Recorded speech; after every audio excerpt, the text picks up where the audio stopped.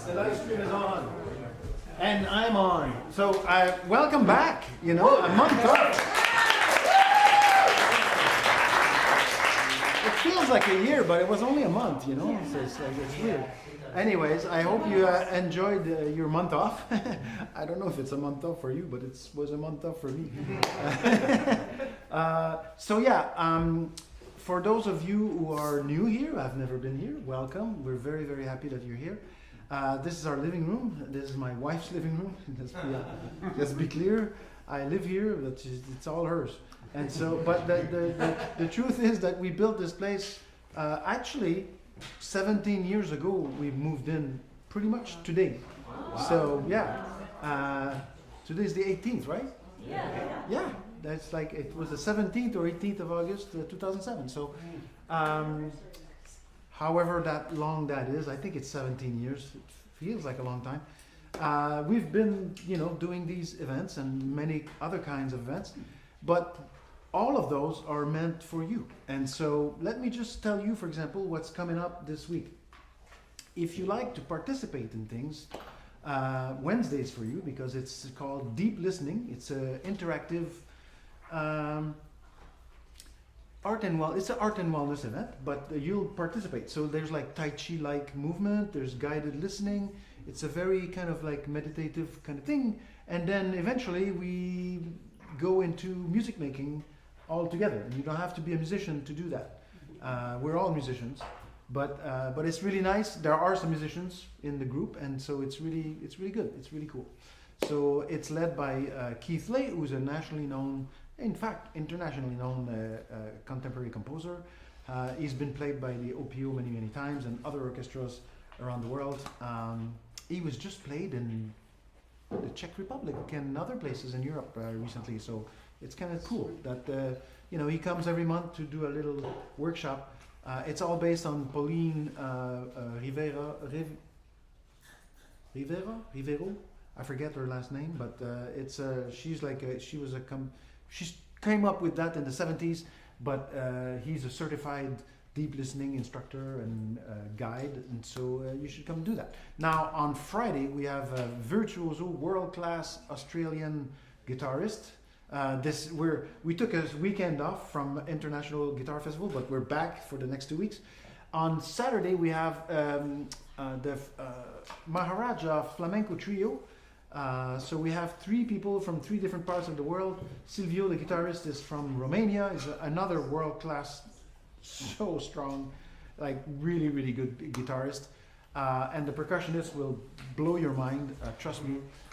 And then on Sunday we have Will Patrick, guitarist who's actually originally from here. He lives in New York now, but he's doing a tribute to Larry Coryell. If you don't know who Larry Coryell was, he passed away, I guess, 7-8 years ago. He was a good friend of mine. He used to jam with Jimi Hendrix when they were kids. And he's the first guitarist to put distortion in jazz. And so jazz fusion, he invented that. With Fifth Element and other bands, he played with all kinds of jazz stars. I'm not going to start naming names, but everybody. And he used to come and jam with my kids unannounced, in the afternoon and stuff. But the first time Will Patrick played in public was here with Larry. Larry discovered him and said, no, the world needs to learn about this kid. And so, of course, Will is not a kid anymore, but he's still a wonderful guitarist, and I hope you catch his tribute to Larry Coryell on Sunday. And then, of course, things keep going like that. We have 4 events every week. And you should try and catch as many as you can, because who knows, with the level of support we're getting from our insert own adjective governor, we may not last forever, because this is stuff for all of the arts organizations, us included. So and talking about that, like this, this is a free event. Nothing in life is free, so it's not a free event. It is pay what you want. Pay what you like, pay what you can. So it's okay if you put $5 in the bowl before you leave. It's fine. We won't get mad at you. And you can put $50,000. We won't be mad at you either. So, but yeah. So every month we have a different visual artist. This month, her name is Patty Kane, and she works with watercolors. She does watercolors, but in a slightly unusual way. So she takes her paper, she drops it in the ocean, she waits for the tide to bring it back up, and then she works on the paper for like 3 weeks to make sure it's workable again. But for example, the birds you see in this painting, nature painted, not Patty. So it's actually a very long and more difficult process to collaborate with nature than it is to just paint. But I think it's a pretty cool result. Now, these are relatively expensive paintings, they're originals. There's some less expensive originals in that bin there, like $300-400. There are some less expensive originals. Right now they're on the shelves because the librarian is here. But like $75, $100, you can have an original work of art. There's only one of those. And then you can have prints for $8. The little prints are $8. All the money goes to the artist, just like, the money you put in the bowl goes to the artist. And so, I hope that she's going to be here live, working live on the 25th, the 30th, and the 31st. So if you're lucky, I'm so curious to see how she works. A lot of what she does is just like dropping paint and manipulating the paper and stuff. So I'm very curious to see what kind of mess it does on the carpet. No, I'm just kidding. I want to see her work. I'm very curious. So if you are reading tonight, you can be on the lighter part of that carpet. It would be wonderful if you could stay in that kind of region. You can go forward if you want. But if eventually you're going to disappear, like some people, they're shy and they think like your eyes can see me fine, right? But the camera is a one-eyed idiot, and it cannot see anything. And so you need to be in the light, all right? And but you came here for some words, and words you shall get, starting from the great Lauren White, everybody.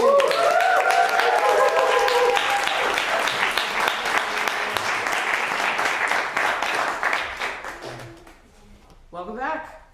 Thank you. This crowd is impressive for the first show back of the season. I'm very excited about it. Thank you all for coming, friends, family, regulars, newbies. I see all of that here, so thank you. I am going to keep it very short. We have a lot of people signed up for the open mic, and I want to get as many folks in as possible. And our feature for tonight is like me and does not like having bios read or doesn't care to have them read. But Simran, the most important part about reading their bio was knowing how to pronounce their last name. Shugani or Chugani, and she said Choo Choo, and I'm like, that's your name. That's your name forever. That's what I'm calling you, is Choo Choo. So Simran is performing tonight. You have become very special to us, being a regular, definitely part of the Authentic Selves family.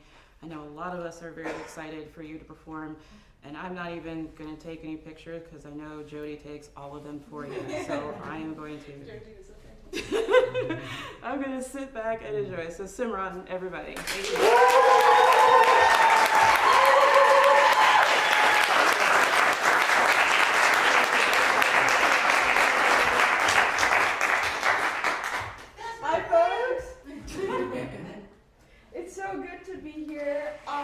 My name is Simran Chugani. I use they, them pronouns. I am a poet, been performing poetry for the past 6-8 years. But a couple years ago when I graduated from college, I lost my main platform to perform poetry. And when I graduated, I was really looking for different outlets to keep performing, to keep sharing my experience in the best way possible.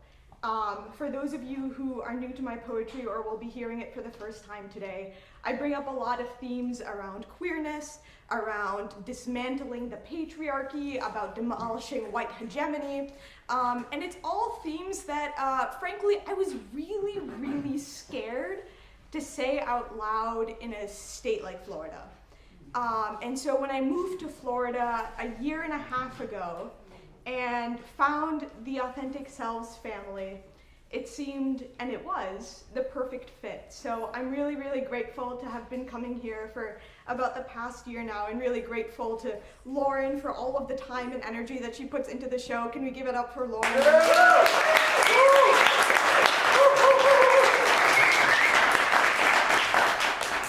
I'm really, really grateful to Benoit for all of the intentionality that he and his family have put into building this place from the ground up. It means so, so much for myself, and I'm sure all of the other people here, to have this safe space. And really, really grateful to each and every one of you for sharing your Sunday night with us today. So I want to repay that favor in the best way that I know how. I want to be as authentic as humanly possible today, and I hope that through sharing more and more poetry every single month, you'll get to know a little bit more about me each time. So in that spirit, my first poem today is going to take us back to the place that I was born. I was born in Pittsburgh, Pennsylvania. Okay. I love the spirit. Pittsburgh, Pennsylvania is a very special place to me. The city is built around its football team. We got Steelers Nation there. Thank you. What's your name? Cynthia. Cynthia, let's go.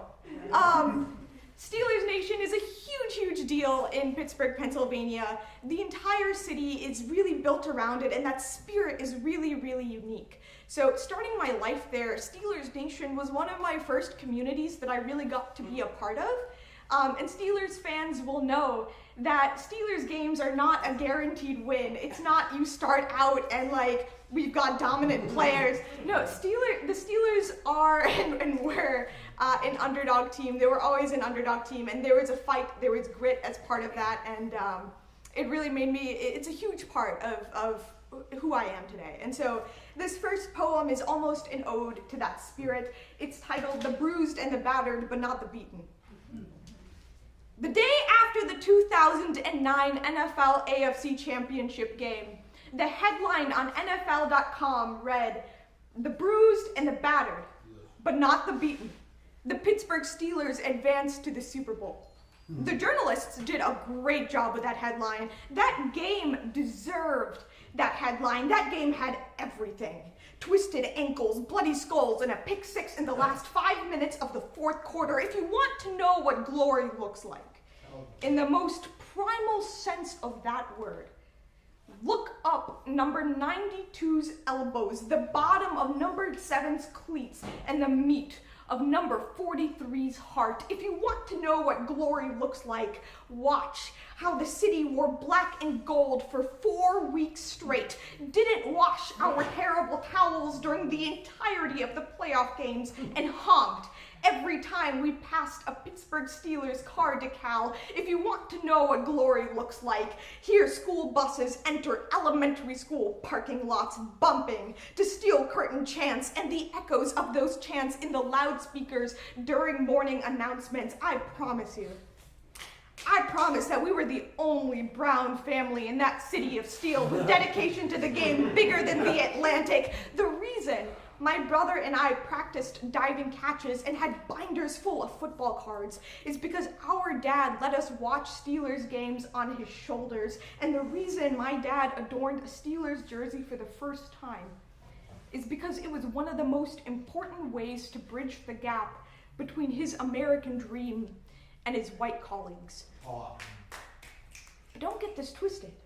The Pittsburgh Steelers did not create office water cooler talk about white picket fences and 2-story homes. They were not American tradition, plaid skirts, or barbecue in the backyard. They were an unspoken language that felt like mother tongue, invited into your home, grateful that you offered them mutton in spiced gravy or yellow dal tempered with mustard seeds. My mom would feed their open mouths with her own hands as if they were her own sons. The Pittsburgh Steelers were perpetual underdogs, a story that made me believe in the everyday Hail Mary. They were fierce and not just for show. They did not have muscles for aesthetics. The diamonds on their logos were not there for glitz and glamour, but for blitz and armor. Let's go to Blitzburg, shall we? The Pittsburgh Steelers were a forever come-up story. Made you walk uphill to and from the end zone. Made you wait, nail-biting, until number 7 threw a miracle TD pass to number 10 in the back right quarter to win it all in the last 36 seconds. But hey, you were proud of the sweat that accumulated on your forehead. The Pittsburgh Steelers, they turned that sweat into funk, and that funk into dance, and that dance, it was not one of assimilation, it was one of affirmation. That dance was like being showered with a bucket of Victory Gatorade choreography, spilling onto the streets of a city rooting even for the brown kid in Bermuda shorts and a Gymboree headband to take their roots too. The Pittsburgh Steelers were not a team for the comfortable. They were not a team with the easy solutions or the privilege of guaranteed wins. Sundays swung between bradycardic episodes and arrhythmias. If we studied EKGs of their game performances, cardiothoracic surgeons could make a living for several lifetimes. This is not a team for the comfortable. This is a team for the indestructible, a team for the people who can hurdle over A-lines to make the sack, a team for the people who are looking for a new home for their heritage, a team for the people who were split between dotted borders and carried the weight of 2 worlds on their shoulders, for the people who measured riches in the blues of their collars and the scars on their legs. Putting on a Steelers jersey closed the gap between 2 people, but not in the pretend small talk of privilege and power, but rather through an endearing recognition that this was a team for the bruised and the battered, but not the beaten.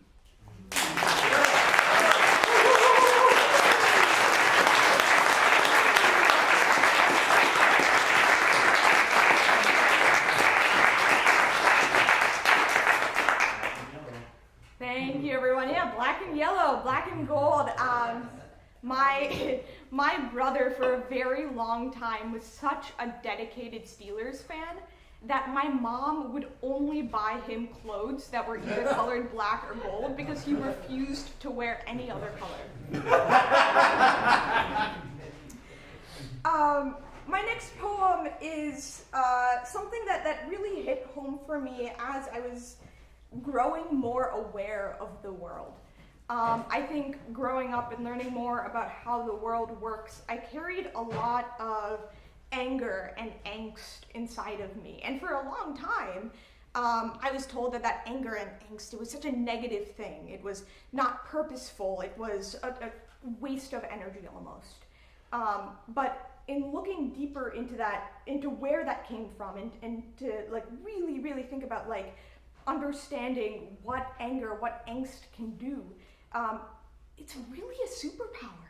Yeah. Violence and anger and angst, it's a tool. And it really can drive change. And I think a lot of times in popular media, in our power dynamics that we see played out on a day-to-day basis, we see violence as something it's dehumanized. People who inflict violence are often seen as less than human or demonized. And so this next poem, I hope it's a reminder that we can humanize violence and that our violence is something that's not necessarily targeted pain, but rather an intentional infliction of disruption onto systems that inflict pain onto vulnerable people. My name means peace in Hindi. The name never really fit my mouth because my mother, who was born of her mother, who was born of violence between warring nations, who was born of goddesses. Goddesses who mercilessly shredded systems that inflicted pain unto the most vulnerable people. You see, our violence is not targeted pain, but rather our divine force to destroy the systems that forced us into this violence in the first place. Peace was never in my blood. Had it been, you would not see my lineage. My survival means that my body is born a blade that sharpens by cutting. Thousands of miles, thousands of mothers away in America, colonizer built violent systems, taped my mouth, and told me the difference between aliveness and death was silence. He spoke what he thought was my name, pointed at me a gun and told me to turn it to garden, turned against me soldiers and told me to sing, hid my heritage and told me to be his. He took my language, slashed and burned these pages, colonized it as his own, and even when I took sliced syllables and made stanzas, I seemed to have cut him so deep that he forgot about my humanity. His violence is not lost on me. It was my pen first. Look, I'm not saying that violence should be our first language. But if somebody told you that your body wasn't your own, wouldn't you carve the Rosetta Stone to prove them wrong? If the winners of a rigged game inscribed the rules in the red ink of your lineage and then gave you the pen as peace offering, would you keep writing? Or would you put the pen down and instead ignite intergenerational fires that serve as warmth for you and your peoples, and arson for anyone who thinks to threaten us? So when people ask me, what is your name? I say that my name is Simran. I say that it means peace in Hindi. But for the colonizers, who are too privileged to understand what my peace is, fuck with me. And I'll show you what Simran means in English.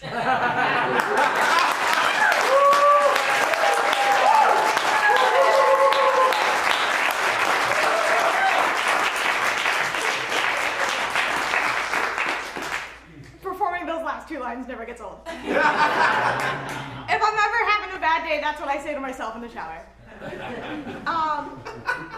But this poem means a lot to me, and I think violence as a concept is something that's been appropriated. It's a tool that people from minoritized communities have used for a very, very long time as a means of advocacy, as a means of empowerment. And so many times it's, like I said before, demonized, dehumanized. We're told that we're not worthy of love, we're not worthy of respect, because we have this anger, we have this violence. And I think this poem was titled Love Me Violent. And really what I wanted to say through these particular words was that we are deserving of love. We are deserving of being violent and loved. And those two things can exist together. Thank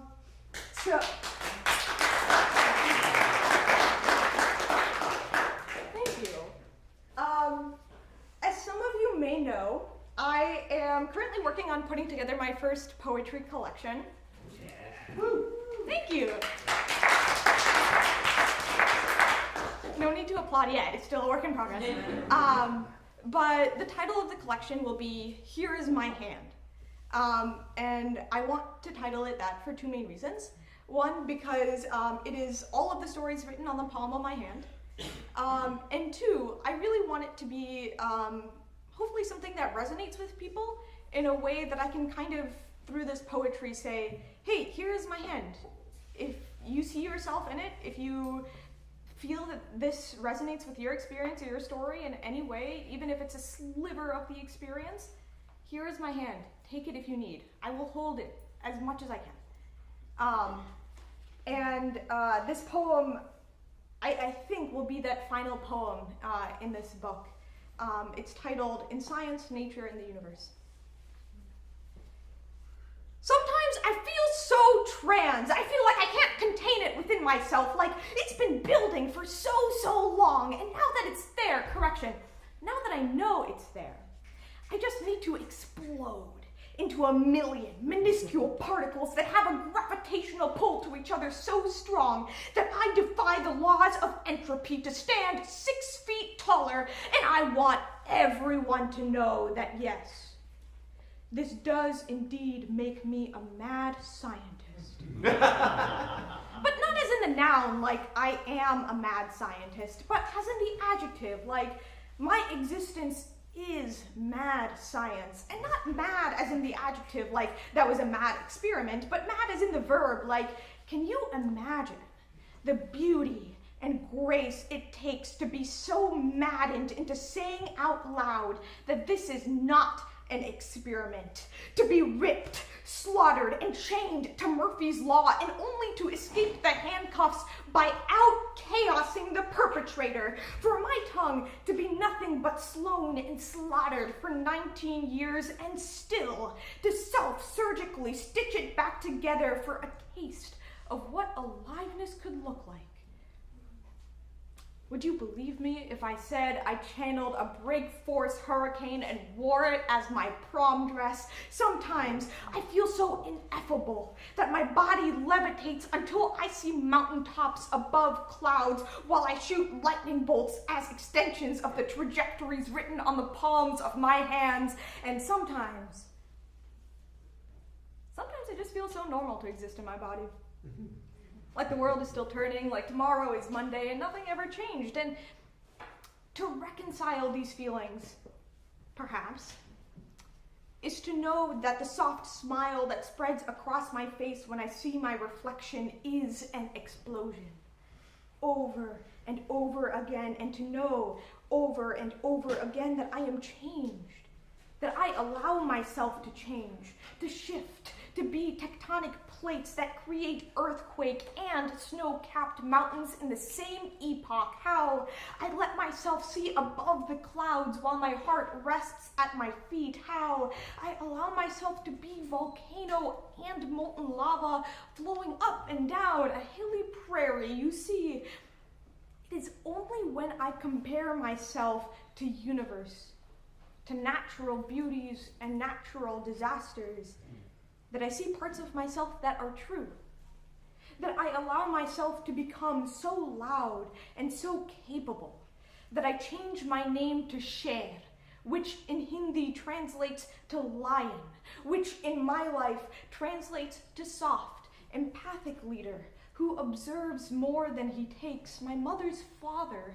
passed that on to each of his grandchildren. You see, how can I be a part of a lineage of explosion and yet not see the universe in my own eyes? How can I hold a universe in my own eyes and not explode until the lungs of my lineage are overflowing with stardust? The biggest bang is knowing that some kid is listening to this and is reminded that they too are roaring, tectonic explosions, and together our legacy settles into the soil until we become permanent when I die. But more importantly, when I live, I want to be so embodied in this earth that my roots will sprout seedlings that will nourish generations of my 19-year-old selves. And then I will say to each and every one of them, here is my hand. Take it. You are everything that you are. And that is enough.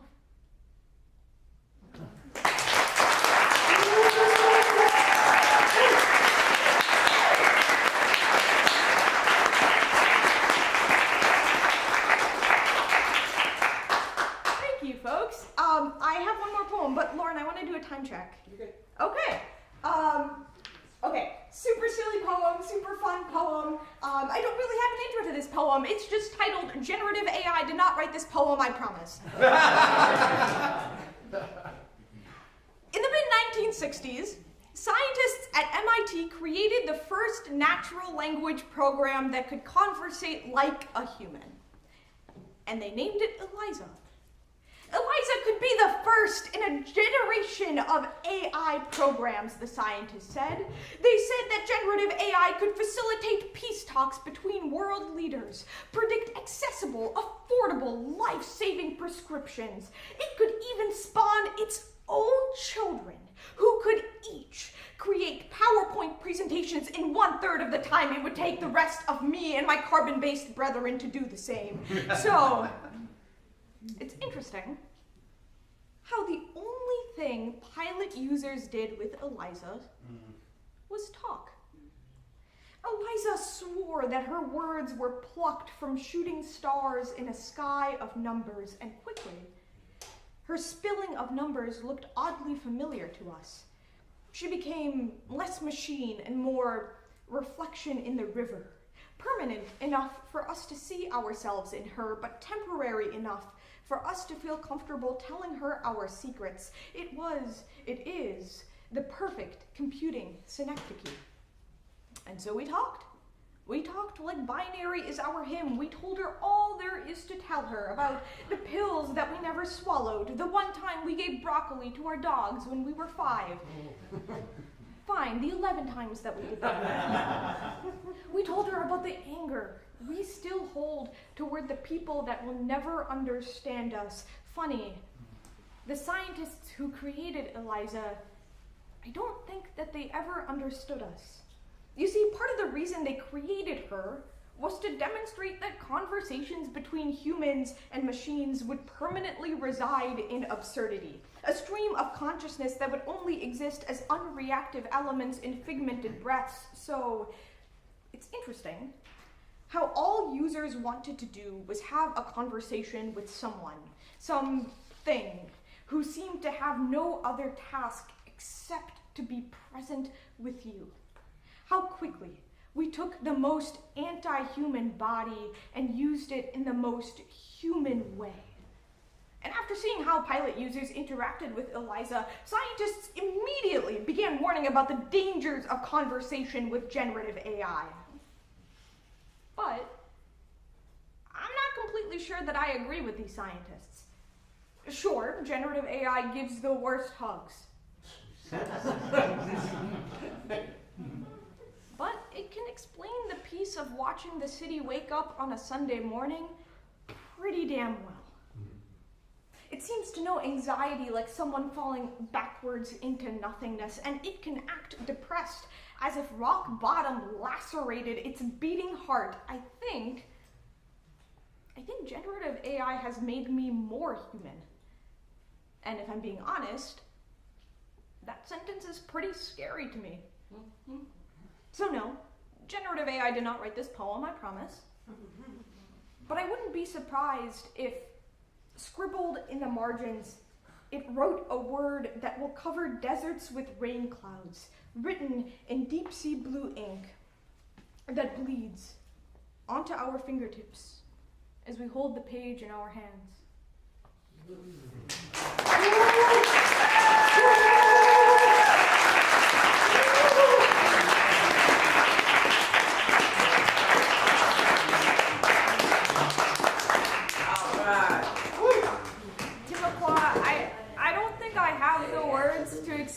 How grateful I am every single time I get to come up and have this opportunity. It's always a nerve-wracking experience. I never get quite used to performing, but it always means the world to me that there is an audience who will not only listen, but will hear my words. And it always means so much to me that people come up to me after these shows and say that, hey, this inspired this thought, or like, let's talk about this idea. And I love those conversations. So I hope that we can continue to grow this community and that I can connect with more of you as time goes on. But you all will see more of me as the months go on. This, like Lauren said, the way that Lauren introduced me, she also said that the Timucua family, and the word family means a lot to me. So it just, to have this place of belonging and to know that this really has been my family, it means the world. So thank you. I appreciate you all coming out tonight, and I am so excited to sit back and hear all of your words today. Thank you, everyone.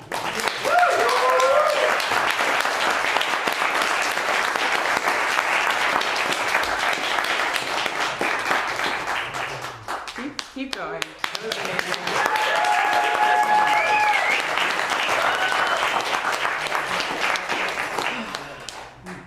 I mean, you're an awarded and amazing poet, but I'm still so proud of you for sharing in this space. I love the vulnerability. Your metaphors are always so powerful. My favorite of yours is Florida Man, definitely. So thank you so much, Simran, for wanting to do this and for sharing all of that with us tonight. Personal stories. Somebody wrote me a poem using AI. And then when I liked it, they're like, I'm an asshole. I did not write that. Oh no. And it took me a couple days to forgive that guy. We had to talk about it later. Like, of all the things that you want to use AI to do for me, like, that was not it. So, anyway, we'll see what happens with it. All right, so getting into our open mic, per usual. Well, some of you are new. I will call you up 3 at a time. Please line up here in order that helps us go a little faster so we can get as many people in as possible.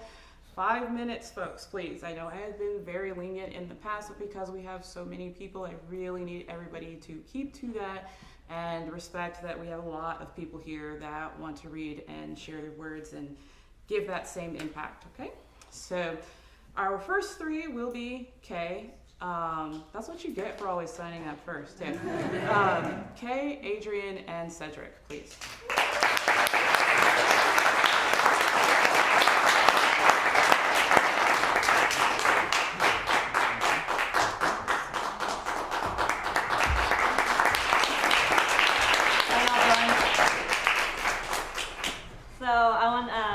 I have some great friends here tonight. One of my good friends that I don't get to hang out with, he came out to support, so I appreciate that. I'm going to share a poem. Most people that know me, or I've been here a few times, I suffer from bipolar disorder. So I found a women's group of bipolar women, so it's kind of cool. Like, we can all understand how each other's minds work. So we did, part of our group sessions, we do art. So we were connecting with our ancestors in our last sessions. So my grandmother and I were super close, so I kind of wrote a poem to her. Dear Grandma, you always made me feel seen, heard, acknowledged. We had a bond that no one could ever break. You never made me feel dismissed or broken. You always held space for me when everyone else deemed me as dramatic or outspoken. We had an unspoken understanding, even with all the chaos in the family, the drinking, the lies, and the avoidance making. I never felt that I was lost when you were around. You were the only person that really could tell when I was really down, especially in the dark place known as suicide. You never judged me for it. You took it in stride, and you chose to love me harder. Even with the manic chatter, you never judged me, not even one bit, even with all these damn tattoos and shit. I always said you loved me for my flaws, but you always told me they weren't flaws at all. They were a part of the puzzle that made me, uniquely me. She always wanted me to know that, bipolar and all, that the love we shared had no fault, no end, no bounds, because at the end, real love knows no bounds. Thank you, Randy, for loving me. And one day, I hope I can see the person that you see in me.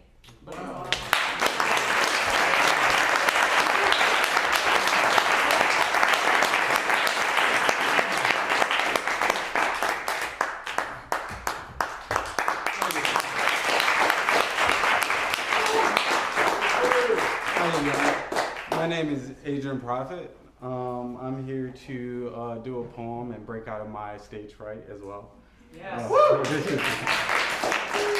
Okay, so this poem will be called Expression. It's like questions of life.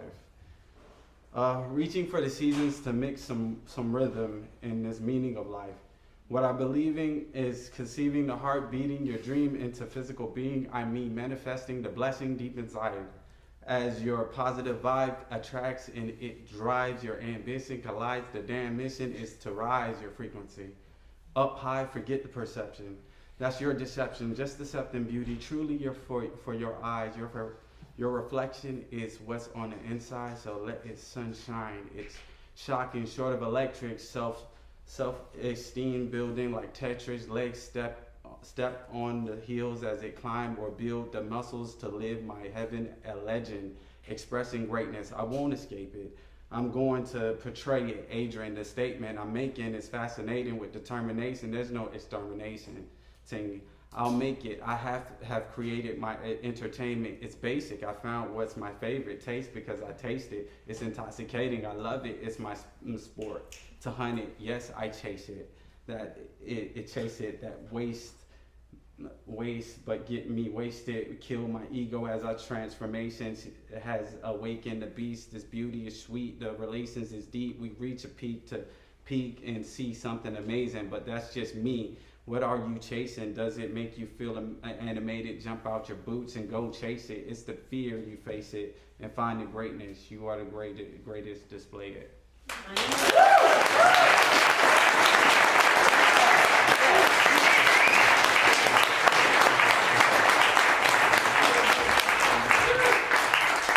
Wow. How y'all doing?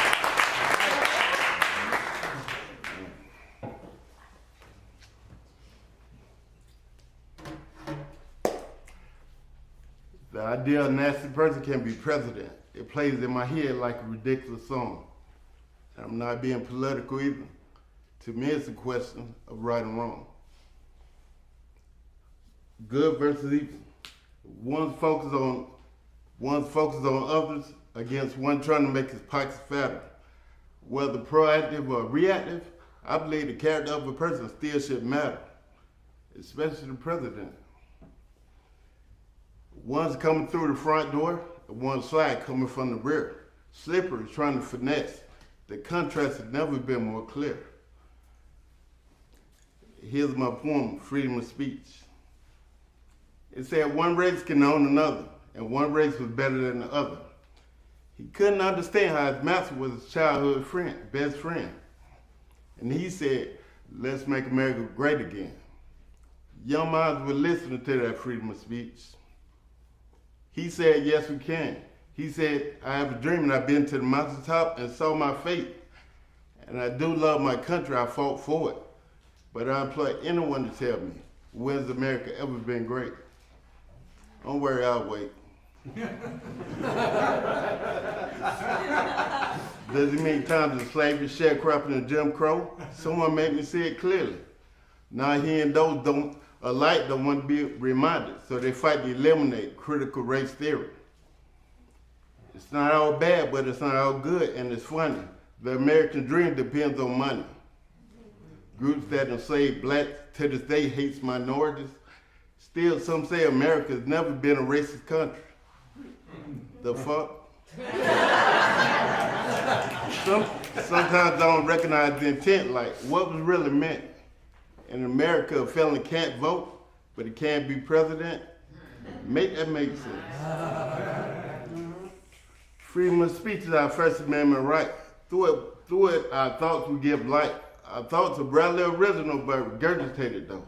We have our own eyes, but we rather follow him and trust his sight. And sometimes even trying to get innocents to be like their kind. Sometimes it's the blind leading the blind. Poor lost and confused Remy, he wanted to belong and then possess his own mind. That's the movie How I Learned. Remy ended up killing himself. My boy in the hood say fuck school and all them big words. Fuck reading and learning, that shit for nerds. Any nigga wearing the wrong color gonna die tonight. I said that cognition is fucking absurd. I had enough sense not to listen, but there's also freedom of speech.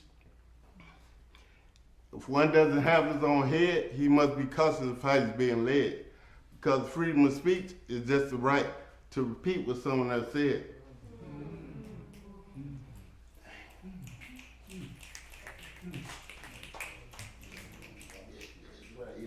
So me personally, I say fuck freedom of speech. You can miss me with that song. Our voice is important. We should be able to say whatever. But much more crucial is right and wrong. Yelling fire in a crowded movie theater to create panic. Some say what doesn't display the Father above. So what good is that freedom of speech if it doesn't promote peace, humanity, and love? Good loving words give birth, and you don't want to waste it. Bad, innocent life with bad words, life could. Sorry. Good loving words give birth, and you don't want to waste it. Innocent life with bad words, one can take it. Life and death is in the power of the tongue, and when life is gone, you can't replace it. Or someone else by spreading bullshit thoughts of mediocrity, exclusion, and superiority. Y'all want to hear some crazy shit though? Massacre in the South Carolina church, 8 died. A Buffalo grocery store, 10 murdered. Uvalde, Texas, 21 dead. All because young, energetic minds embraced what ignorance had said. And many others. They got dressed to go to school, or to go to church, or to go shopping. They had no idea that today they would go to heaven. Sent home by their with total strangers by their weapon of war. That badass AK-47. Bottom line, life or death, what are we going to preach? Love or hate, what are we going to teach? Young, impressionable minds are listening, so we must be responsible, and we can't take for granted our freedom of speech. Thank you.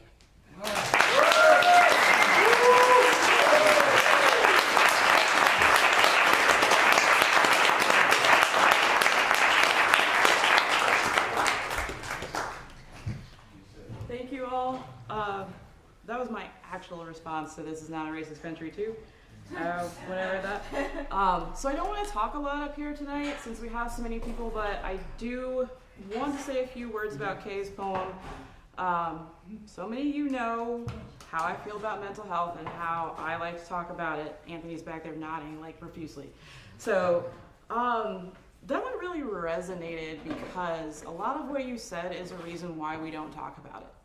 And I was having this conversation literally with some folks last night that I stopped telling people about my depression because something would happen and they're like, oh, well, that's you. You're just depressed today, like this is not a real problem, and people dismiss you because they've looked at this one thing that you've shared that you don't really share with everybody, and they're like, oh, well, it's your fault. So I'm diagnosed with half the alphabet. I say I have ADHD and people are like, you have 2 engineering degrees. I'm like, your point is what? Okay, I probably haven't heard half of what you said, especially if I stopped caring like halfway through. It's one of those things. But when I found out I had autism at 34, and the doctor looked at me, she's like, in an hour before the whole evaluation was over, she's like, you definitely have autism. And other people were like, you didn't know? When I told them, they're like, I could tell. I don't know. But we didn't talk about it. And it's something that my mom says. She's like, can you forgive us? We didn't know. And we still don't talk about it. And we're not flawed. It's a superpower for some of us, right? I think the rest of y'all are weird. I know where all my clothes in my color-coordinated closet are. So, that one really spoke to me, and I appreciate that. And I hope anybody that deals with anything understands that. Like, just talk about it. Keep talking about it. I know it's coming up, but keep talking about it. Okay? All right, that was my little box for tonight. I'm getting off. By the way, if you signed up in keywords signed up and you haven't seen me, please let me know so that I know that you're here. Next, we got Primo, Glen, and Reese.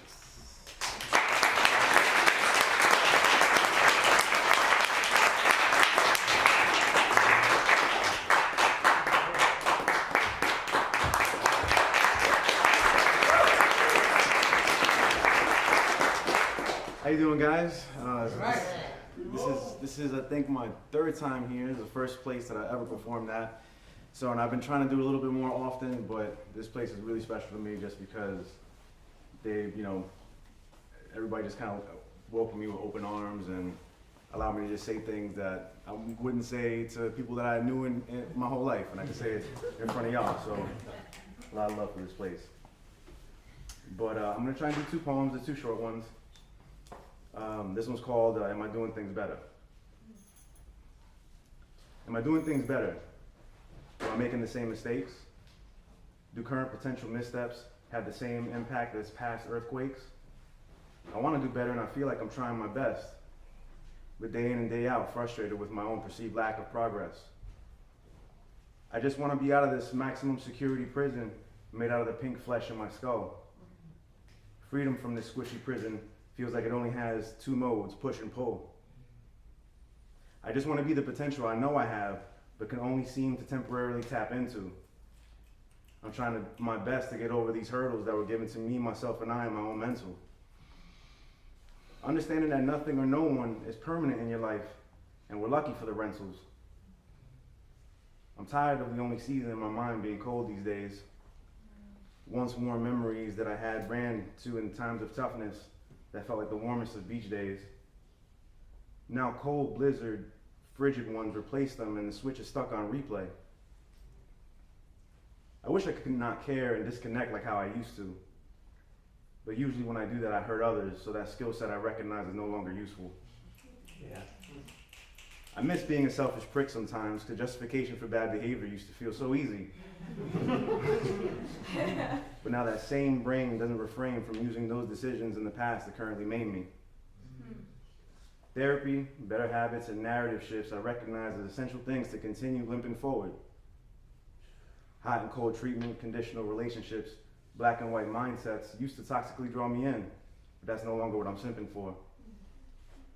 Finding that balance that no Libra I met could ever weigh out. With prolonged exposure to me, eventually the best prospects find it easier to just stay out. Now alone once again, trying different habits to see how the second half of my life will play out. I don't know if the sign that should hang around my neck should read under construction or condemned, stay out.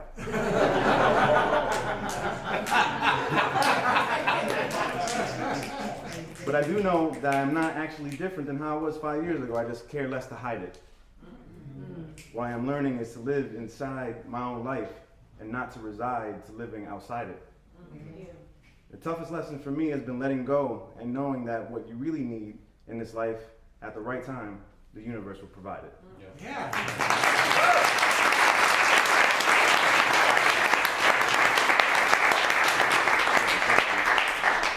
There's just another short one that I had just wrote recently. I was just like pondering in my own head and just trying to go over my own goals. And I'm like, I want this, I want this, I want this, I want that. And I was like, all right, instead of just saying you want, challenge yourself and try to make this sound like something with an artistic flair to it. So I just want to feel like a good man and not one with an asterisk. I want my career to acknowledge my skills without an ass to kiss. I want to question God's choices for me without sounding blasphemous. I want the people I love to win even more than me. I selfishly want my talent displayed for the world to see. I want my pain to be washed away for choices I've made in the form of poetry. I want to enjoy moments and people that are meant for me. I just want to feel balance and not the juxtaposed weight of his duality. I want my fears to drive me forward and not hold me back. I want my circle to have their lives on their desired tracks. I want to stand still while others, I want to not stand still while others I see constantly on the move. I want to feel inspired even without the sources I once considered my muse. I want the same thing for me that I want for you. I want more than anything for everyone that I love to love the life they inevitably choose.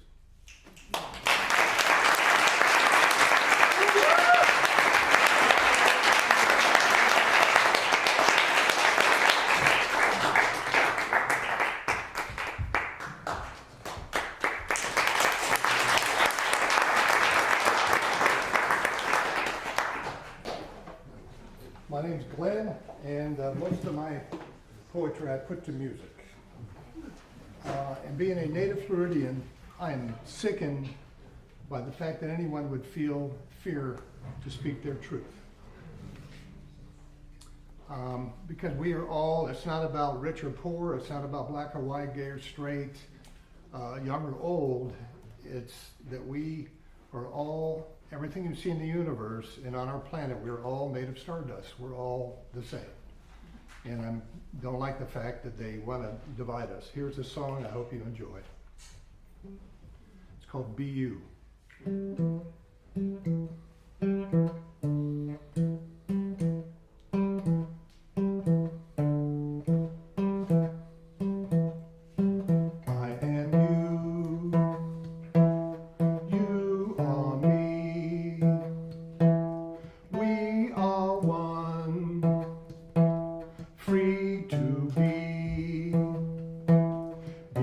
Alive.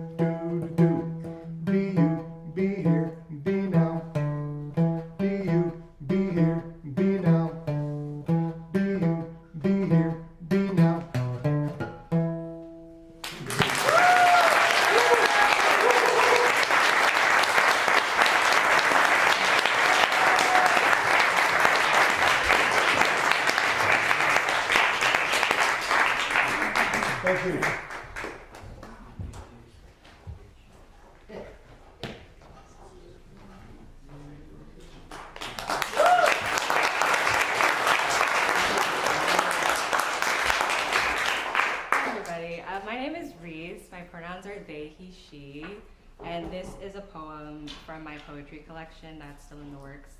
It's called My Grandmother's Fears Linger Inside of Me, as well as My Grandfather's Rage.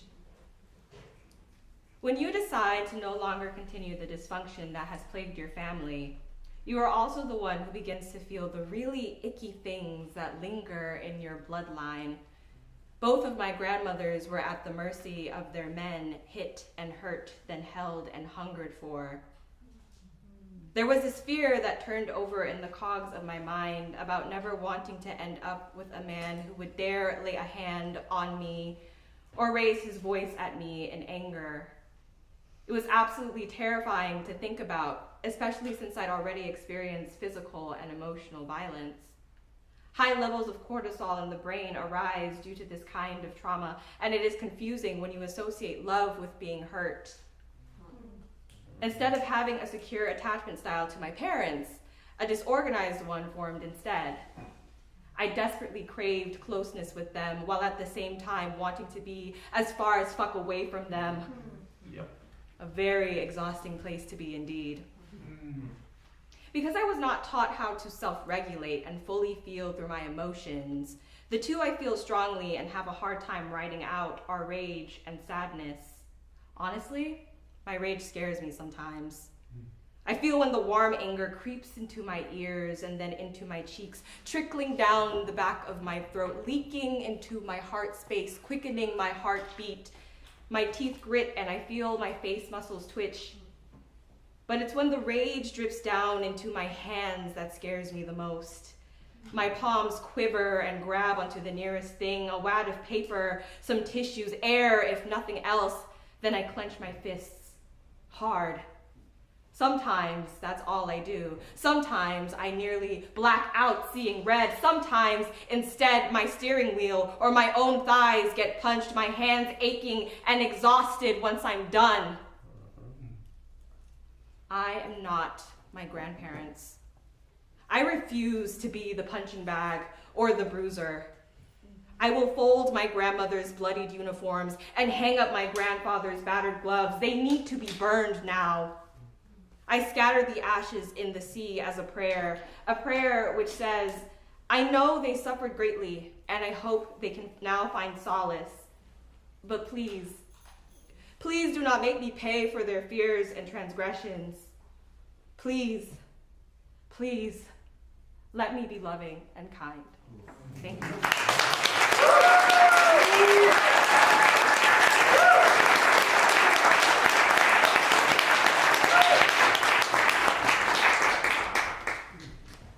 Alrighty, I'm gonna keep moving quickly along here. So we got Curtis, Angela, and JT.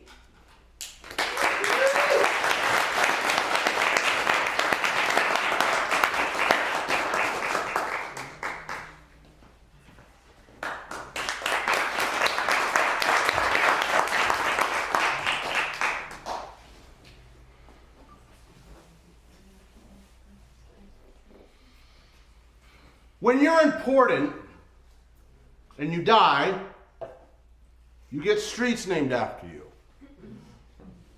A room or a wing at the museum, university hallways, the building itself. The best lend titles to awards, the Joseph Pulitzer, the Alfred Nobel Prize. If you change the sport forever, they retire your jersey. Might erect statues out front of the stadium, plaques at the local park. But what white people don't understand is that when the hood loves you, there is no higher honor than a mural, a gigantic icon emblazoned upon the side of buildings, peering down upon your former kingdom, a one-person Mount Rushmore. Anything darkened by the shadow becomes sacred ground. When the hood loves you, no one cares about city permits or approval from the mayor. They will spray paint your resurrection across the landscape for cheap. The hood loves illegally. Beneath the cover of night, artists will spend their last handful of pocket change purchasing aerosol for the seance. These are people who always knew you. The ones you grew up and went to school with. They love you like it's against the law. We don't need an okay from outsiders to tattoo memories of our champion. The least resourceful keep Sharpies to tag names and RIPs on the restroom stalls.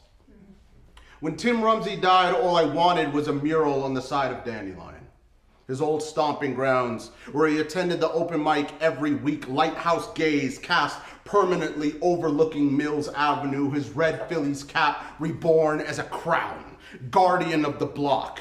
After the shooting at Pulse, 49 doves were splashed in rainbows at the corner of Mills and Colonial. When it was announced that Will's Pub would close inside of 5 months, artists from all corners plastered a portrait of the Virgin Mary outside, complete with Will Walker's face. After the motel staff found Blair's body in his room, friends and family staged a New Orleans-style jazz funeral, marching down the streets of Detroit. My father read Wordsworth at my grandma's service. When the hearse paraded Biggie's casket through Brooklyn, locals climbed to the top of street lamps, blasting his songs from boomboxes in homage. When the hood loves you. When the hood loves you. And you said, quote, so you're having your tax dollars being given in grants to things like the Fringe Festival, which is like a sexual festival where they're doing all this stuff, end quote. Never mind that I met at least 3 of my best and most beloved at the Orlando Fringe. Never mind that the first words Aaron ever spoke to me were, I write poetry as a customer. When I worked my shift at the poetry vending machine, we held a Viking funeral. Symbolically gave Aaron his propers, igniting a miniature vessel in the Milk Bar parking lot. The streets get creative when it's one of our own. When the hood loves you. Days after you pulled all funding for the arts, the Altamont Springs Library closed its doors after 64 years. After you told us not to say woke. After you told us not to say gay. After you purged black history from the curriculum. Woe unto any poet laureate from my state asked to compose your eulogy. I, for one, have nothing nice to say. If that's how you feel about passion and theater, I sincerely hope the night your parents conceived you was the worst sex of both their lives. I don't want you dead, just gone. Erased from collective memory, I want you forgotten. All mentions stricken from the fossil record the same way you ban books from public schools. I don't want anyone anywhere knowing you existed, not past, present, future. I don't even want you as suggestion or theory, not concept or idea, certainly not myth, not even as rumor, whatever the opposite of a mural or dedication ceremony or a ribbon cutting or a presidential library is. That's what you owe us. I want you evaporated from out photographs. Your legacy scorched earth from the headlines. The dream is to have paper kamikaze itself on fire whenever someone writes down your name. The rock that would become your tombstone, better out foundation for a homeless shelter, or a school, or dance studio. You can be food for the vultures. I wouldn't dirty my shovel to dig your grave. No forest need be leveled for your casket. Let no blossom lose life being plucked and sheared for wreaths and bouquets feasting on you. I fear the worms might get sick and lose their appetite. Any day spent thinking of you is a waste. I want my time back. My friends, poets, artists, musicians, dancers, teachers died without the glory of getting published, without the prestige of headlines or magazine covers, without going platinum, their name in bright lights. I wouldn't dip a paintbrush to sign your death certificate, much less a get well card. I wouldn't bite my finger to sign the coroner's report in blood. You don't deserve my pride or gloating. The most productive get faces put on money. You haven't earned the right to hieroglyphs. The golden death mask of a pharaoh, your emperor's image stamped on the Roman coins. You don't deserve an empty pyramid. You don't deserve a pyramid. Not a lit candle at the vigil, the opposite of monuments and treasures to guide you peacefully into the afterlife. You deserve less than sand. I'd call you an abscess in a suit, but even infections deserve to be examined. Even warts should get looked at. You don't deserve poetry or music, or culture, or color, or flowers, still lifes full of fruit baskets, the Sistine Chapel, your marble testament carved at the Louvre, a lover's smile, the laughter of children the muses would sooner commit suicide than inspire you. Each time you lose, the ancestors declare a national holiday. My dick gets hard every time you fail. For all the ugly you've given this world, you deserve the opposite of pretty, the opposite of beautiful, the opposite of votes. I don't want your corpse to burn in effigy. Your pain isn't worth the price of gas. You shut down the library. You stole rent from performers. You called drag queens perverts and pedophiles. You dug pits for the history books, then posed for a photo op. You dug a mass grave for history. You called medicinal science quackery, then watched the state take the lead in COVID deaths. You bulldozed the realm of the Florida Panther while heaping praise upon natural wonders. You named a highway after Jimmy Buffett after stealing instruments from children and after school programs. Hamilton got a musical. You don't deserve to be remembered in song. Not comedy, not parody, not satire. You don't deserve to be remembered. Don't deserve to be immortalized. Not as fact or answer to game shows and bar trivia. I wish you less than a footnote. My vision board consists of you continuously shrinking past microscopic. Popularity spiraling backwards beyond negative infinity. Infamy is too good for you. Infamous might make you a legend. Legends get championed by bards and poets. Your name is curse that spoils the crops. Your name is the opposite of holy water. I don't want you dead. I want you gone. Your file bleached from the record so I can get back to writing love poems. You don't deserve love poems. You don't deserve love. Friends, let us spend our talents elsewhere. You don't deserve art and beauty to preserve your memory. You don't deserve art and beauty to preserve you. You don't deserve art. Wow.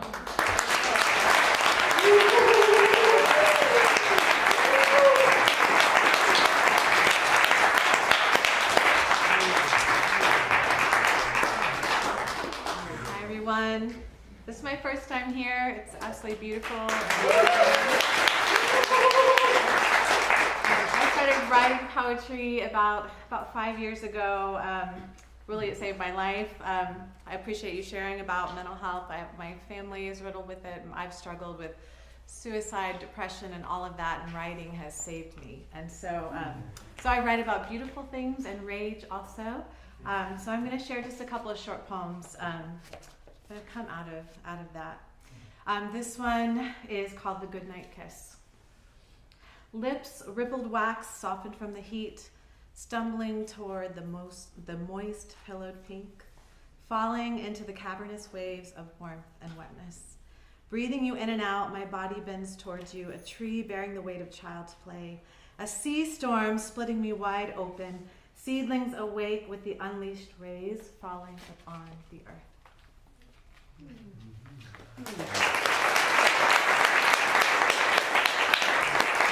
And in this poem, sometimes when you write, you've got to write a lot of ragey things, and then you can end up with blessings instead of curses. So this is a blessing that started out with some curses. Bless the space between us. Bless the space between us. The wrenching apart place, the coming together place, the yearning space, the hope for tomorrow space. The sacred space of possibilities and the place where no one is yet to claim. The room for new beginnings and the room for leaving. The thin lines to mark our souls to make our own way. The permeable lines where we can fall in to comfort one another. The restoring place for grounding and wisdom. The healing place where we do no harm. The stepping out place, the going back in space. Bless the space between us and the surrender of coming home, wherever that may be. Thank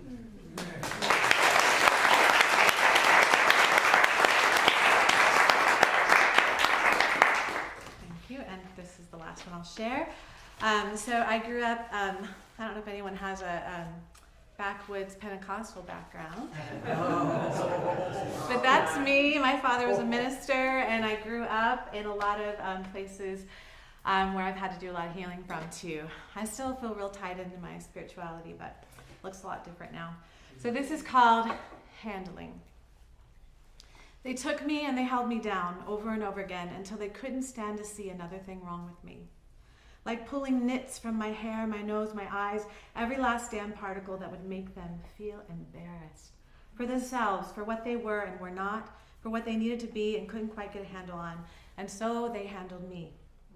Twisted me up and wrung me out, saturated me with their own bodily fluids and painful memories, not knowing they were committing sins against humanity, not knowing that I was just a child, not knowing what it was to be held or how to hold, only how to handle. But once I saw this wasn't the way it had to be for me and my children, I began taking each wretched wrist, giving it back to its owner. I began speaking love to each place, white and faded from lost circulation, blood and life to flow again, my own fluids filling me back up, each hand back to its origin, each piece back in its place. Each stardust memory brought me back to the place of remembering that I was always a real girl, meant for embracing and no longer allowing herself to be handled.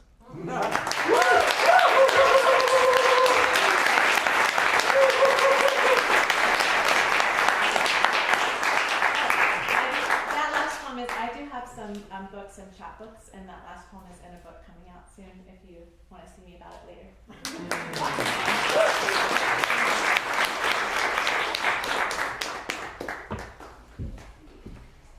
Citations, you guys. How was everybody tonight? All right. Well, I have two small poems. This first one is about the journey. It's about the melanated person. You know, we've been on both sides of the double-edged sword, sworn. Ooh, the passion forlorn, still here. So yeah, it's about the crown. It's about becoming. So it's about the melanated individual. So divine appetite to suffice, hunger, jewel-encrusted, robe-attired, Nubian crown principalities. Crumbs on fixed conversation, devoid meal instructions, measured, healthy quarter-cup realities, disbursement, racial divisions, and infractured black wealth, spiritualizing, crossing over, time zone, clerical, aqua, evaporation seconds, hourly melt, tight and truly, ebony originated, false mahogany, proclaiming fashion, chewy trailing belts, impending, prickling, unsanded plain throws, voids, catching enslaved nautical transportation. See, those mannequin expressions change, paint the beautiful watercolor, abstract, lung emotion, heathen, freedom breath chasing. But you see, it's divine appetite to suffice. Hunger, jewel encrusted, robe attired, Nubian crown principalities. See, crumbs on fixed conversation, devoid meal instructions, measured health and quarter cup realities. So this second piece is called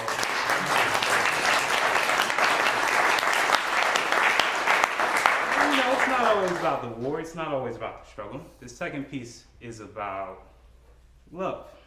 So this second piece is called What Is or Was.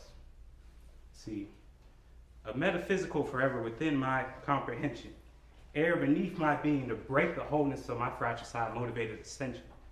You'll even break that down. See, I had to kill a brother, or thought in my mind I always had to kill a brother to reach this enlightened state. That's my place. All right. So yes. Never unfinished sampling the sweet, untainted melanin of your queen being, that calm voice and assertive chaotic reasoning in a heavenly spirit to counteract my malevolent, hellish, self-inflicted proportion.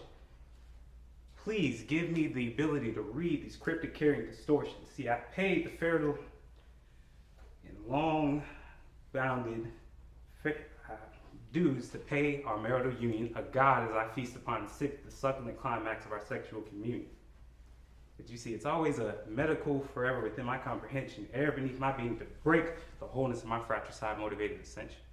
Thank you, guys.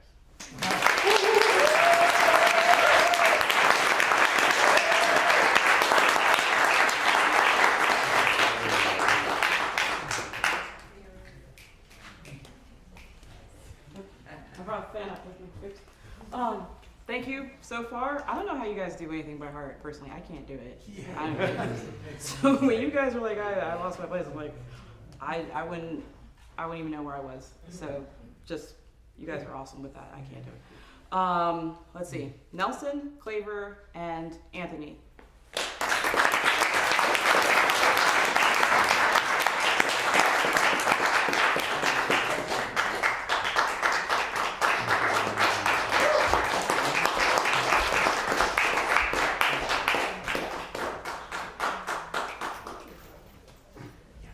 Water park abandoned.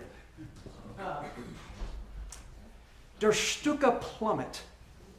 Anchored back, slick sliding. Skin on H2O. Spinal swooping structure. Interface of woe. Water park abandoned. Hears nothing of it. Climbs the summit. Confides itself to fun. Eyes flash drama, gory. But it's just cortex spurting story. Unsquint, see real, see glory. Falling, plunging, sliding, worry is no more. Riding veil of water, wafer thin. What of right angle tangle with the ground?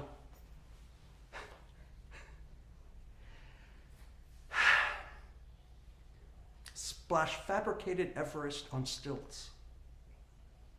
I cup its running also. The stuff it takes, the stuff to drop on water.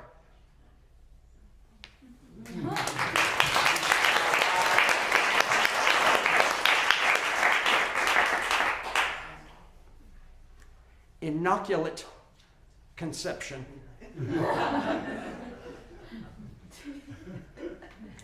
Tyke on a bike, popping wheelies, donuts. Dust plumes oxygen, nostrils. Zuptude chirps at his 40-something passer. Tank tops broadcast slate eraser armpits. Early bloomer sings the sidewalk, block a minute. Precious Moment's daughter vices mommy's palm, buying Tropicana orange juice. Register man smiles photons. Stranger-proofed offspring snaps like a slinky to buttocks of her elder prune. Fallen forever, so soon.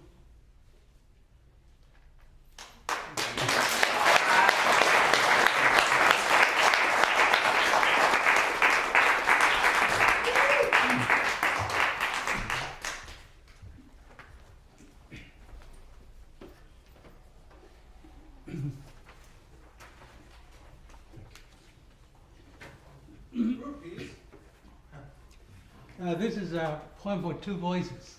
All right.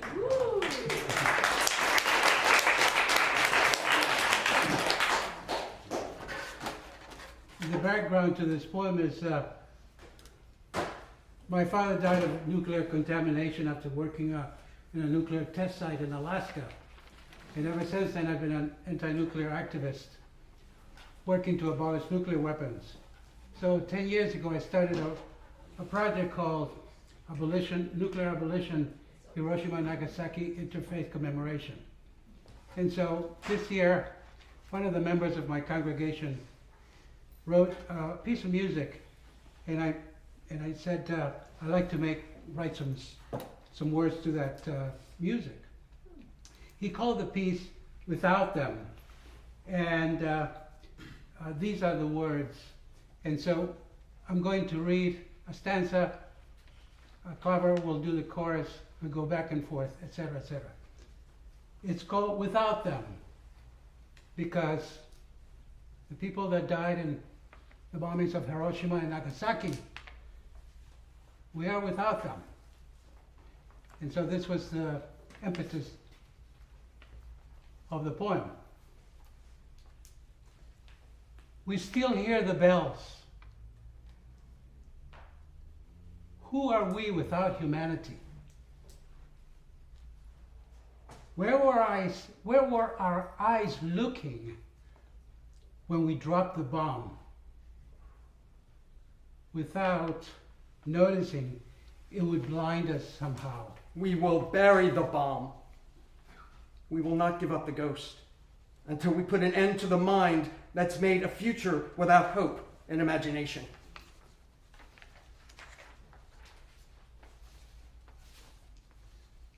the whole city was wiped out. Where were the people then? Those the future would not allow. Blood and tears still flow from their eyes. We must bury the bomb now. We will bury the bomb. We will not give up the ghost until we put an end to the mind that's made a future without hope and imagination. Where are we without them? They went the way of the bomb. But we bring them back to life with every step that we take in preserving this sacred ground. We will bury the bomb. We will not give up the ghost until we put an end to the mind that's made a future without beauty and creation. Let's do that again. Oh, sorry. It's okay? It's all right. Without them and with you, with every step that we take, in loving the world that we share, in preserving this sacred ground. Thank you.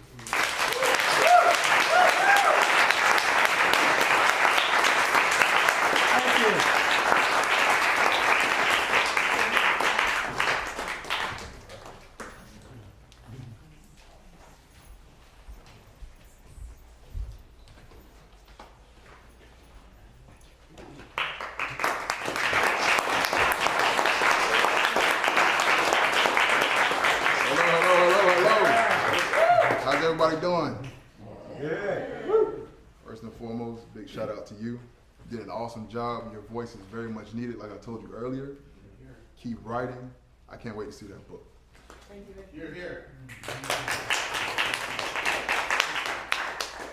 And great job to everybody else out here.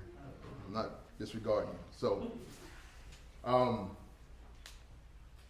got one poem. So I'll tell you how this poem was inspired. It was actually inspired by another poem that I wrote. So I wrote a poem about like my mother, and she worked with foster kids. She worked in a group home for many, many years.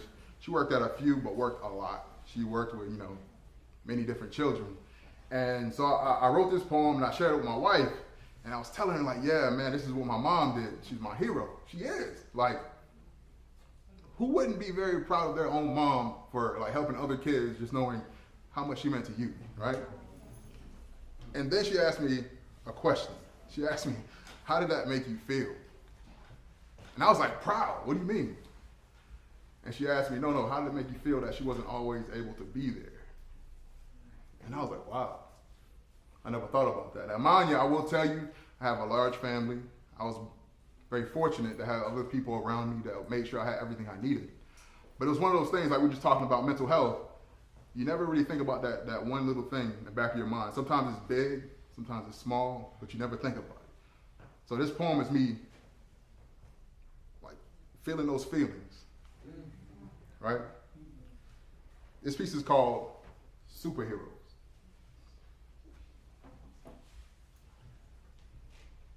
My mom doesn't work the graveyard shift.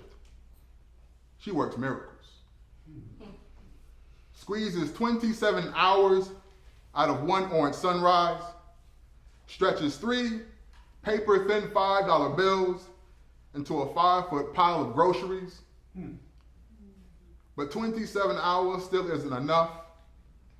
Pockets stay light as a paper paycheck. My mom works miracles, but isn't God she shouts prayers to? When stressed, she mocks the gospel. Stress streams down her face. She blames it on the bleach if we see her. Stressed or not, she's a superhero. Sadly, super means my hero leaves a dent in a couch cushion. 9 p.m., 6 nights a week. We hug before she leaves.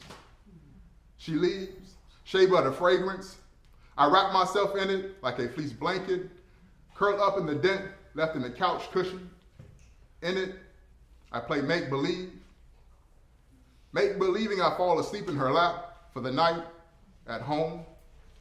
She's a superhero, 9 p.m. till noon, 15 hours. My mother leaves to be a mother to foster kids who need a mom like me. My superhero trades love like jewelry tailored for kids for a paycheck. We need money that can't buy the love she gives. Those kids need love too. We all do. She'd love us all under one roof, but space and time are elusive as dead presidents. She's a superhero.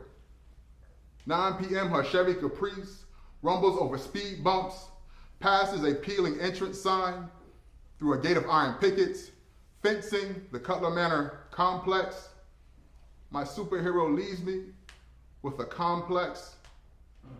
Am I enough to make her great? She hugged me before she left, whispered, "You're my reason." I believe her. She's the reason I'll be great. She's a superhero. Super meaning she leaves me with a complex. 9 p.m. tonight and again 5 other nights of the week. She doesn't wave goodbye when she leaves. She reaches for it. I reach too, hoping I reach her. 100 feet away, through unbroken window panes, pull her back. I don't. She keeps going, no matter how hard it gets. Maybe she'll bring home a box of Debbie cakes. She's a superhero. Superheroes wear iron capes that crown and shield as long as superheroes can carry the weight.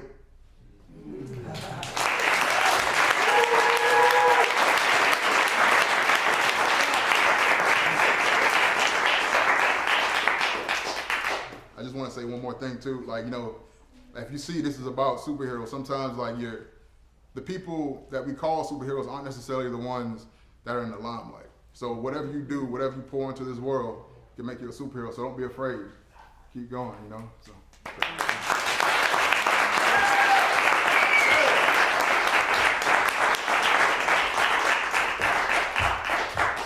trying to get the last couple in, but yeah. All right. We're gonna get there. So if you didn't come last time, I guess you missed a sex scene. But this time I have something better. This is a short version of probably the happiest day of my life. So eventually we ran out of food and condoms. So one morning we woke up and made plans to go out for breakfast, then groceries. We stopped to eat at Perkins that was mostly empty except for the staff, where we were seated by a window with a view out to the intersection outside. As we sat waiting for our food, Ellie began to rearrange the syrup holders, menus, and various condiments provided for us at the table while she laughed maniacally to herself. "What are you doing?" "I'm sorting out the colors of the sugar packets and jellies, and I'm straightening out the syrup jars. They're going to come over here and tell you that your girlfriend is insane and ask us to leave." I looked around to see that absolutely no one in the restaurant was looking at her, then watched as she traded her perfectly organized table pieces with the booth behind her and got to work on the new set. "You're ridiculous, you know that? And I don't care if they throw us out. I'll still love you." She looked up at me from her rearrangement and smiled. "Why are you so nice?" "Because I love you." She finished her second set of rearrangements. "Trade me the stuff from the table behind you."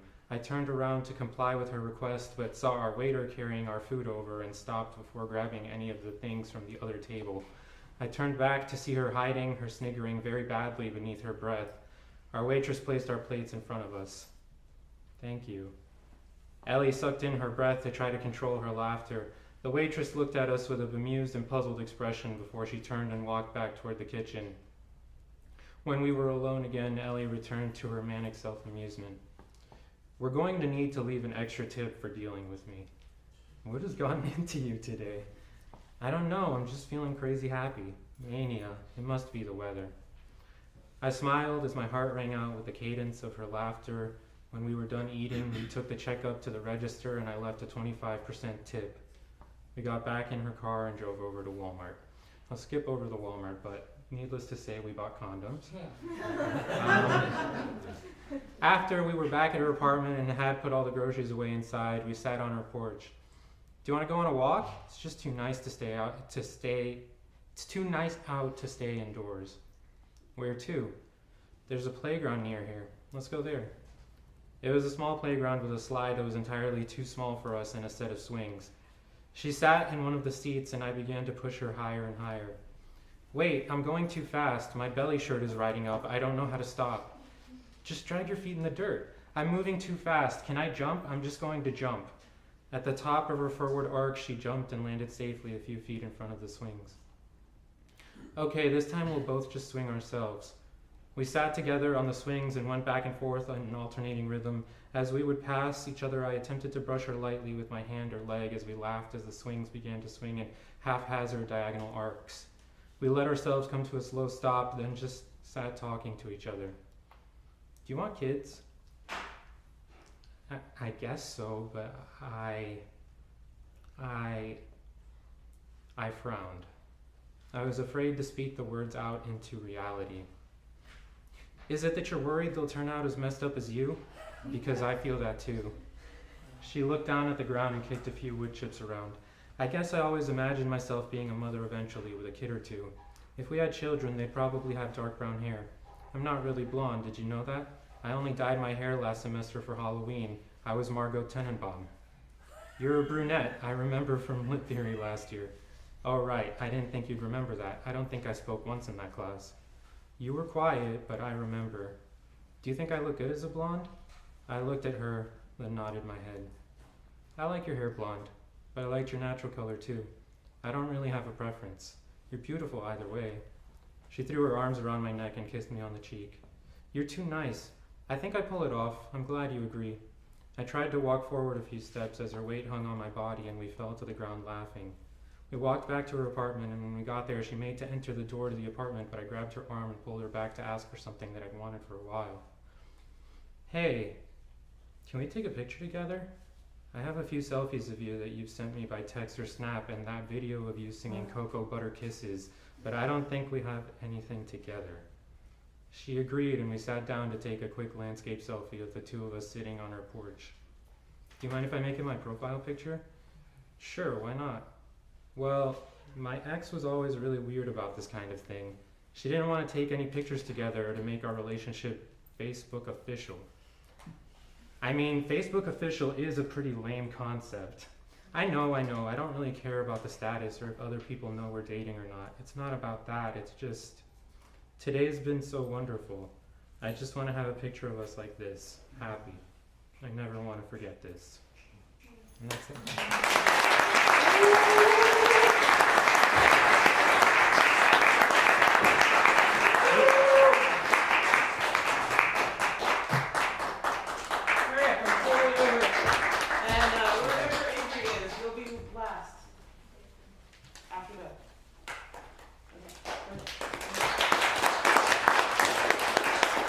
Today is my last day of summer. Tomorrow I get back on planes and in hotels and cars and colleges, and days off are valuable, and when they're mine, I treat them with much respect. They're very cherished. Most days off I sleep right on through the morning and start my day around noon. However, being able to spend quality, agendaless time with friends is also a precious commodity, so exceptions are made when applicable.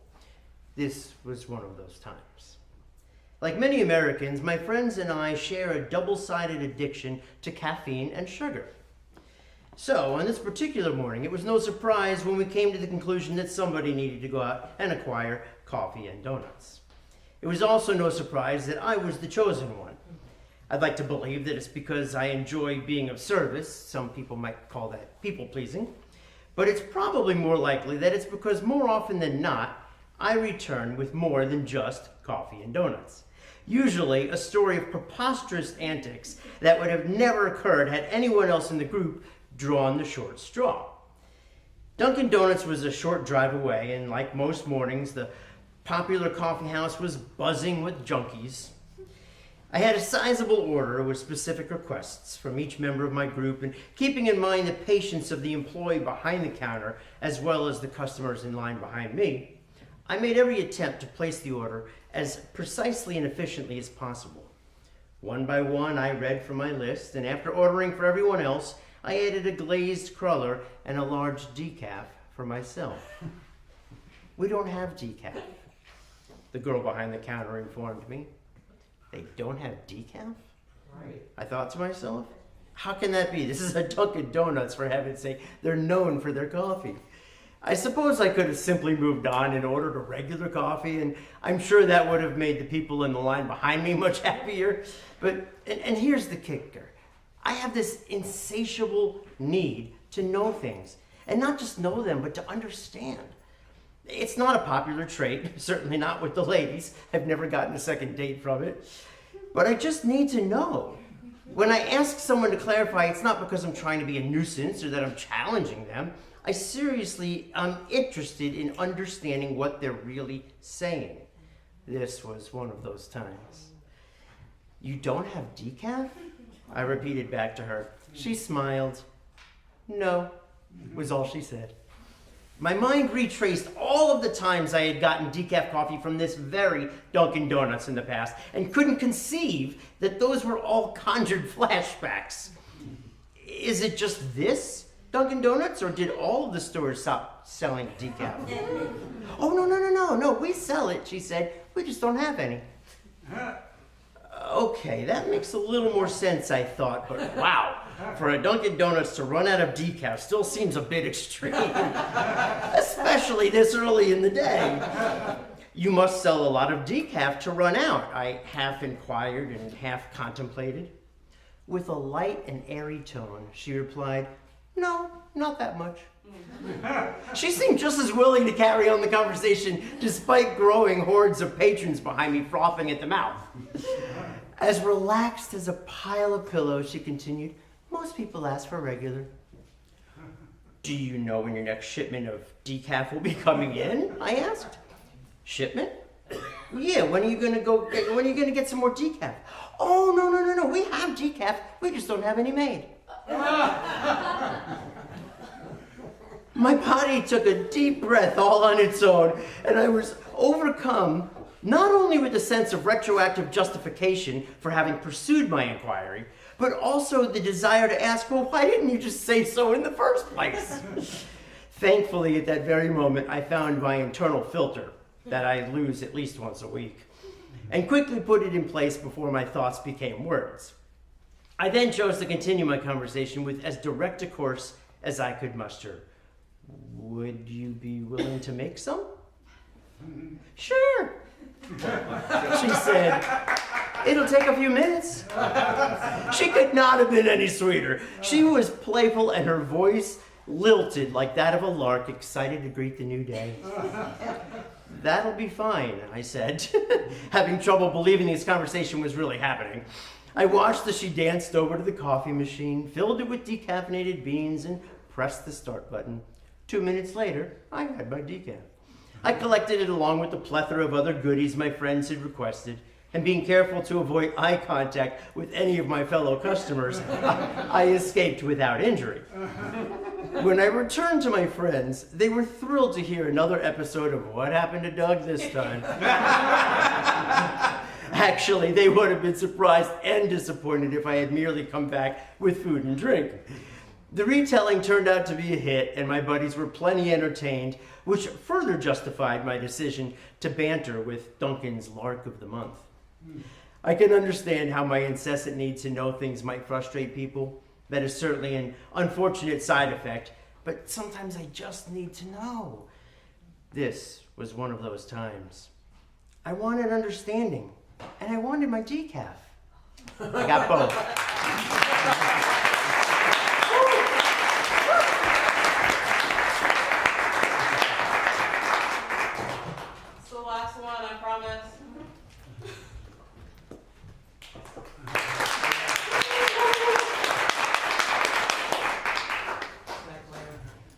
I have astigmatism, so.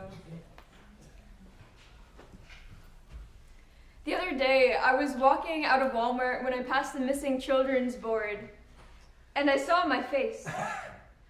My young brown eyes stared back through the laminated page, still gleaming wide with the fever of hope, the listing urged. I had been missing for a month. Bold letters beside my picture begged, every second counts.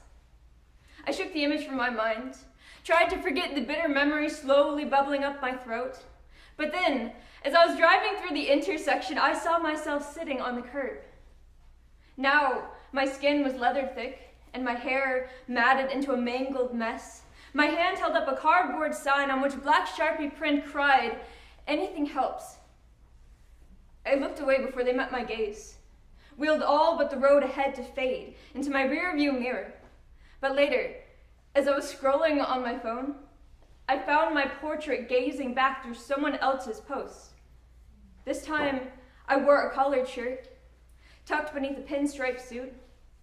I must have forgotten to set my watch because the description said that I had gone too soon. Typed font above the timestamp pleaded, "You are not alone." And my stomach sunk with shame for all the ways I've tried to cope.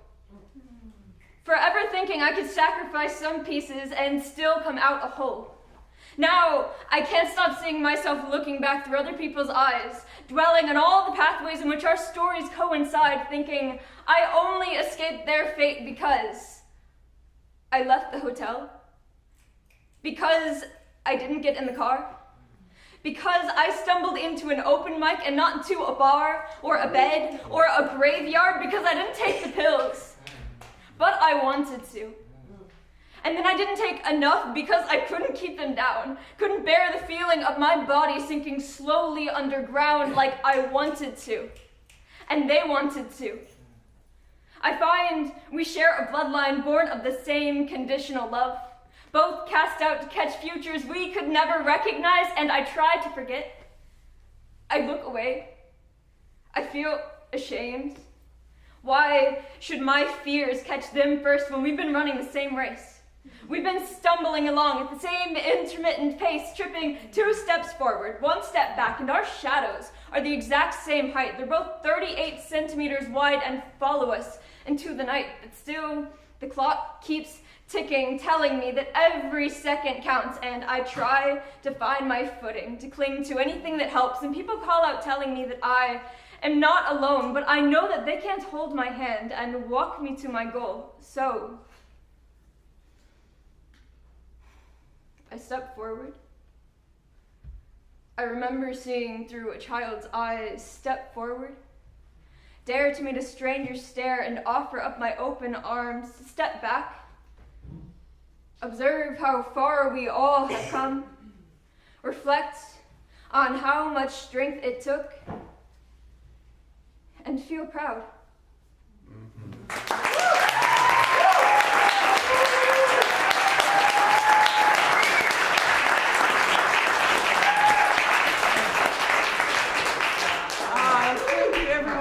I'm sorry, we're actually over time, and we still didn't get in everybody that wanted to read, and I hate having to cut people out, but thanks, Benoit, for letting me go over time. Tag your videos, tag your picture, tag Timucua, tag me, tag your governor, and let everybody know how important the arts are and how much fun we have here and how much of an impact this is to everyone. As you're going out, leave your cups at the bar and then make your way outside. And as always, let's get everybody that performed up on the stage and take a quick group photo. We'll see you next month, 3rd Sunday, 7:30. Thank you guys. Woo!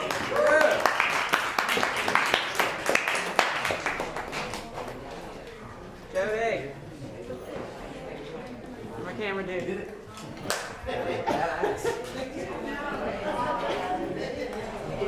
Stuff as always. Come on, Buck. Anthony's walking out. Somebody go get him. I did. They moved down here so my dad could do the job.